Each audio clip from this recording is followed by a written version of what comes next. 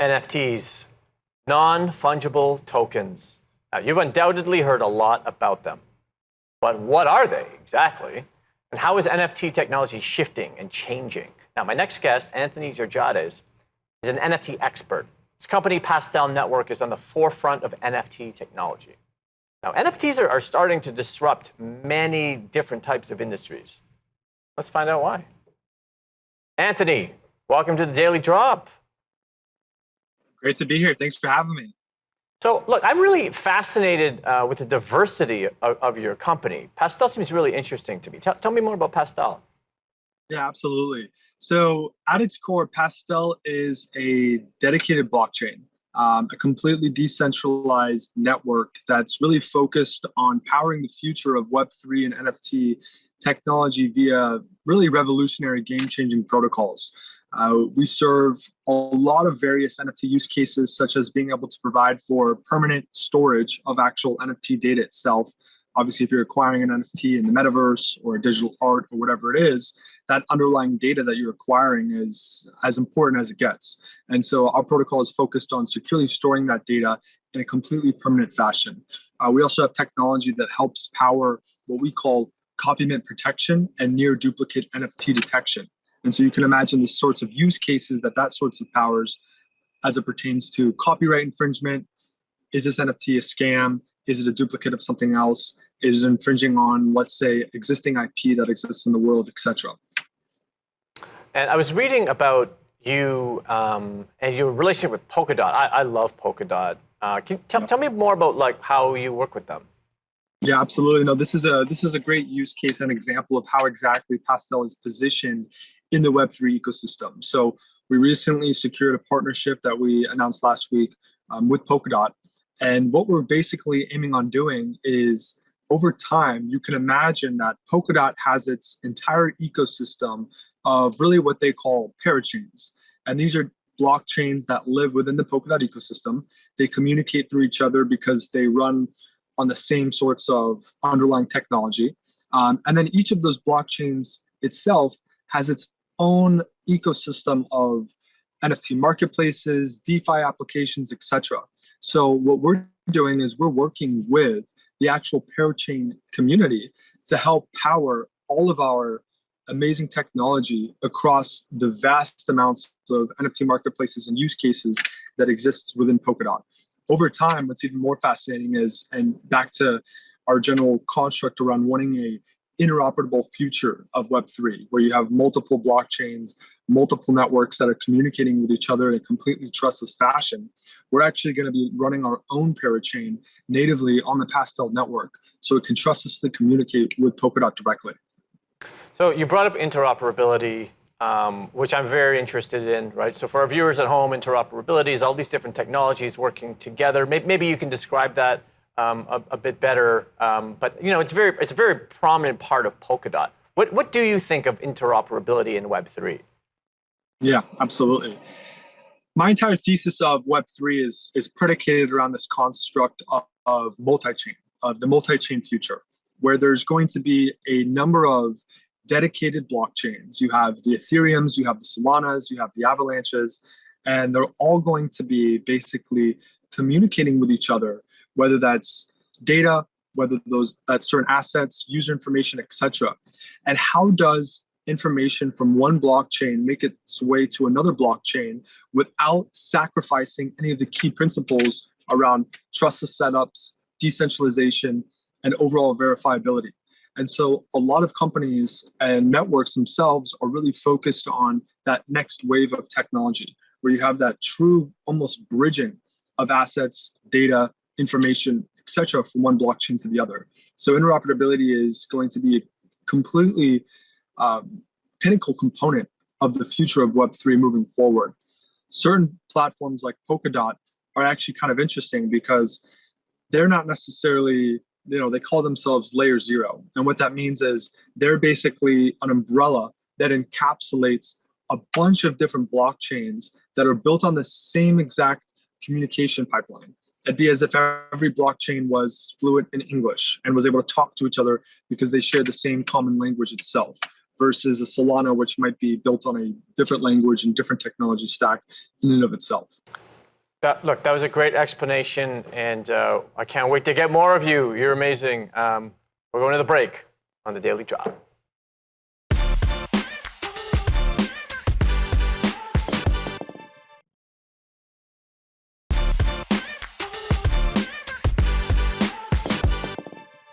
Welcome back to the Daily Drop.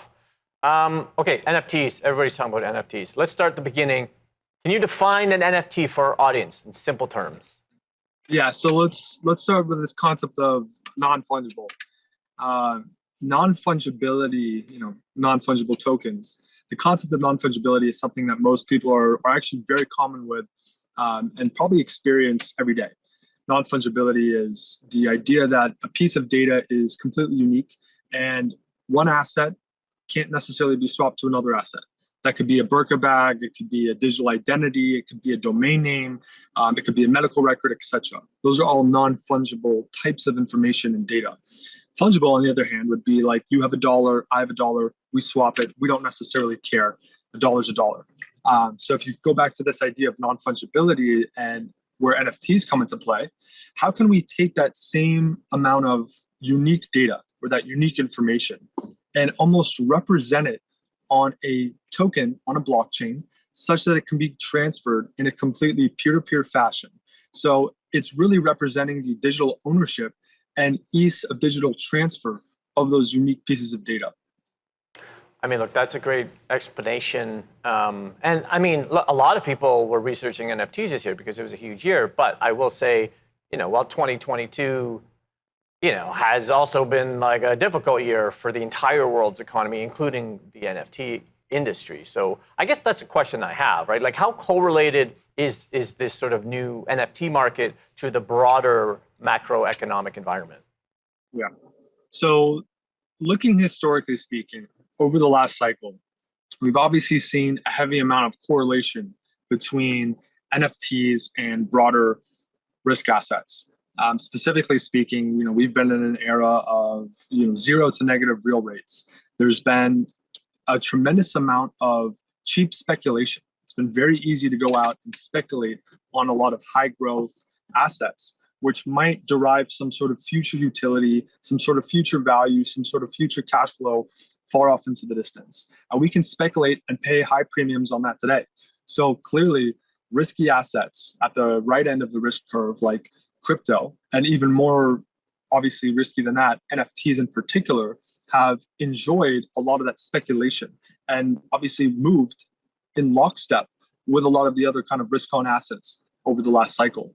Right now, we're seeing an unwind of that in respect, but my whole thought process is in the future. Just because these assets have behaved as tightly correlated assets in the past does not mean that they're going to continue to do so. We're obviously in a nascent stage of these emerging assets, and over the next 3, 4, 5 years, we're going to see a much more broader decoupling of that overall correlation itself. And we'll start to see a little more of prudent price discovery. It'll be easier to make more sense of, if I own this NFT and there's... Let's pause for 1 second, because I have a whole section on future and the technology, and I think that you're starting to go there. I can't wait. I want to just have a bit more of a baseline just for our audience before we get there. Let's talk a little bit about utility. You brought up utility. And look, the NFT market is new, but you can kind of break it into segments where now you really have seen a deliberate shift in philosophy. Utility is now at the center, pretty much NFT conversation. Why is that? Well, utility is really at the center of most conversations around cryptocurrency. You obviously have, Bitcoin, which can be used or looked upon as a store of value, as digital energy or digital gold. But then you have basically a vast amount of utility tokens that exist in the market: Ethereum, Solana, Polygon, whatever it might be. And these are underlying tokens that actually represent access to scarce resources powered by these different ecosystems that I mentioned. And ownership or acquisition of those tokens should equate to direct utility and utilization of those resources or value that those networks provide. The same goes hand in hand with an NFT itself. So an NFT directly, right? You could look at an NFT and say, I want to own this rare piece of digital art. And as a collector or creator, this is a tremendous piece of technology. I can now basically operate directly and freely without the need for centralized auction houses or galleries, which might be rent-seeking and very value extractive. And the utility might be derived directly from the collector in terms of their appreciation for the creator's piece. On the flip side, however, as NFTs are evolving, we're seeing more utility use cases emerge. We saw it firsthand with Bored Ape Yacht. Let's pause a little bit, because we're going to go to the break, but I definitely want to talk about the evolution of NFTs when we come back on the Daily Drop.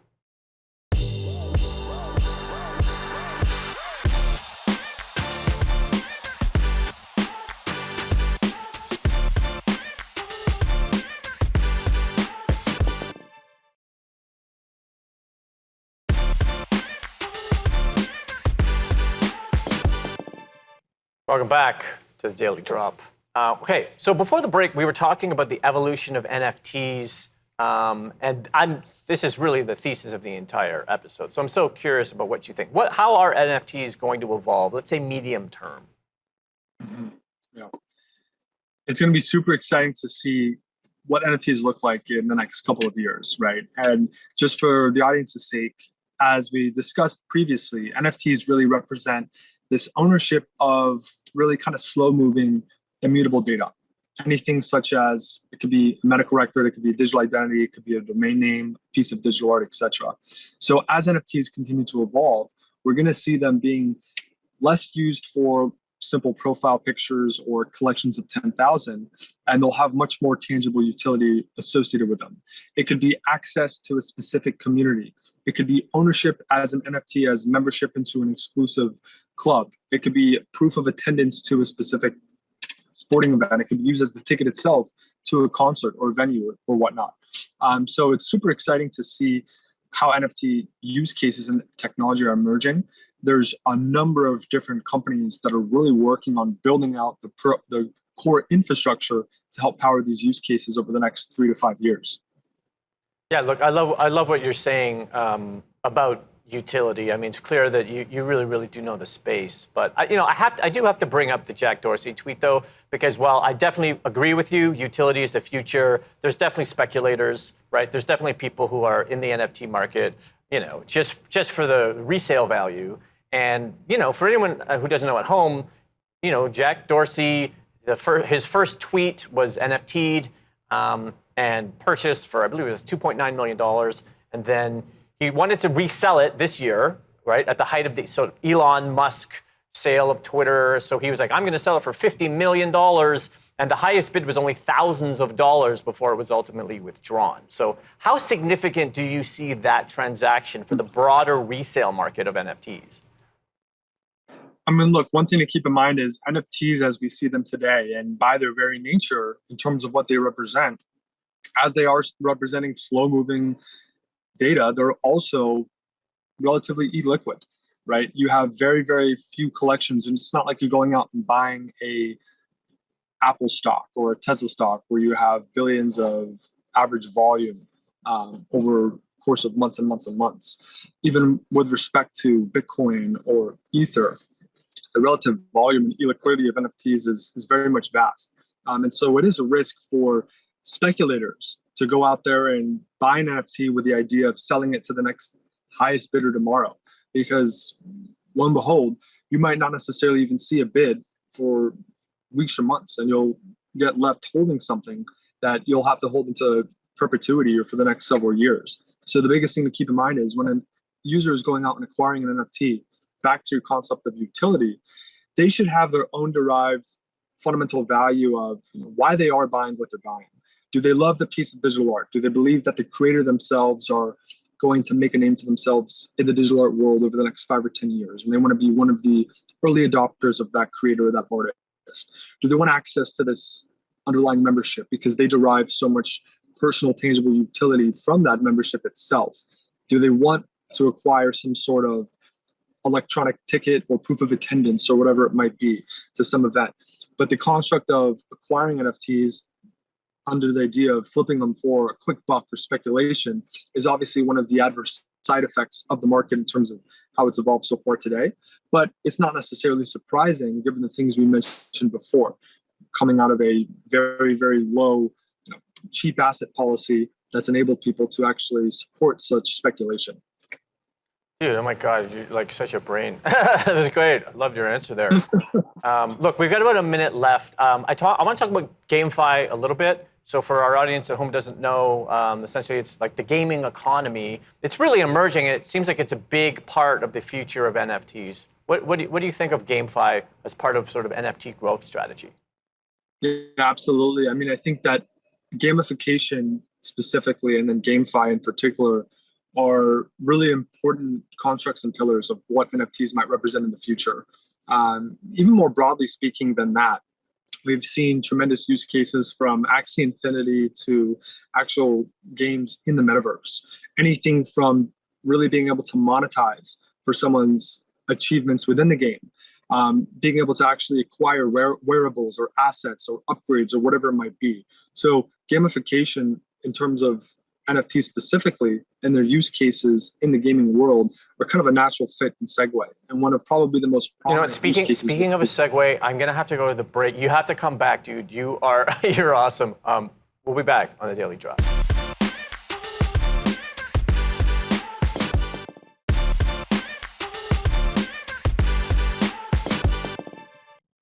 Welcome back to the Daily Drop. We're having a high-level convo about NFTs. Okay, so let's talk about the future, right? Because you've done a really, really good job sort of explaining and outlining, the current state of the market. But what do you think for the future? Like, what NFT developments are most exciting for the future?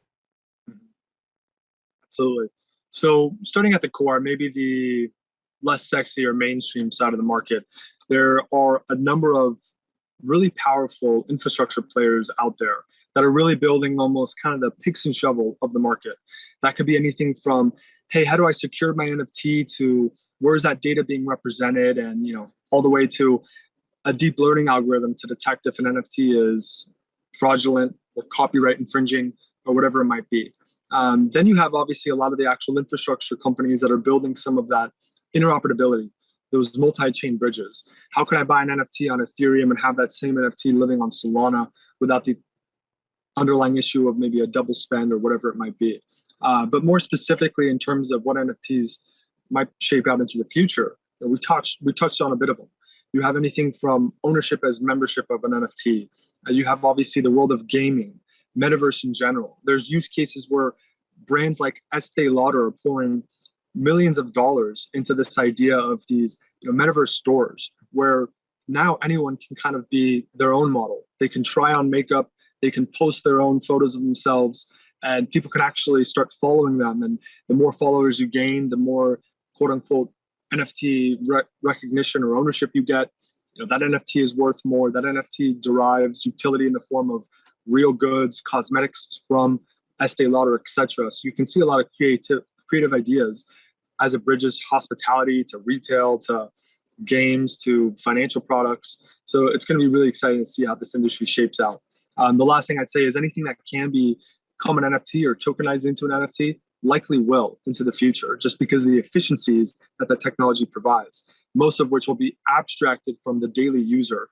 It'll be basically like you're on email. You don't necessarily care what protocol or technology framework the email is sending on. It's just there, it works, it's reliable, and it's as efficient as it can be.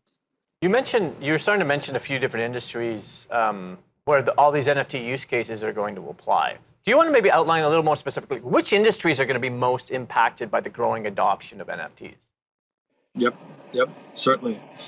So I touched a little bit on obviously hospitality and retail.